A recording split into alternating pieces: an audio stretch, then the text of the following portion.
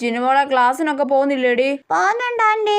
എന്ത് പറയാനാ ചേച്ചി, ഒരക്ഷരം പഠിക്കത്തില്ലെന്നേ. മോള് നല്ലോണം പഠിക്കണം കേട്ടോ. നീതി ചേച്ചിയെ പോലെ നല്ലോണം പഠിക്കണം കേട്ടല്ലോ. ഓ, ഇവക്കാണെങ്കിലേ ഇംഗ്ലീഷ് ഒക്കെ നല്ലോണം വായിക്കാൻ അറിയാന്നേ. പക്ഷെ ഹിന്ദി ഭയങ്കര പാടാ, ഒരക്ഷരം വായിക്കാൻ അറിഞ്ഞൂടാ. ഇവക്ക് പിന്നെ ആ പ്രശ്നമൊന്നും ഇല്ലായിരുന്നു. 10ാം ക്ലാസ്സിലൊക്കെ ഹിന്ദിക്ക് A+ ആയിരുന്നു അല്ലേടി?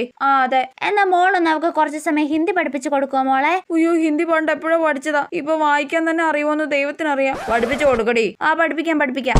മോളൊന്ന് വായിച്ചു കൊടുത്താ മതി, അവൾ അതേ കേട്ടിരുന്നോളൂ. വായിച്ചു കൊടുക്കടി. വായിക്കും നീതു ചേച്ചി. കിസാനെ ബഡാ ബഡാന് ഹമാരെ. അയ്യോ, ഇതെന്ത് തേങ്ങയാണോ എന്തോ. സ്യാഹിക്കോ. അയ്യേ, നീതു ചേച്ചിക്ക് വായിക്കാൻ അറിഞ്ഞൂടെ? കൂയ് കൂയ് അയ്യേ.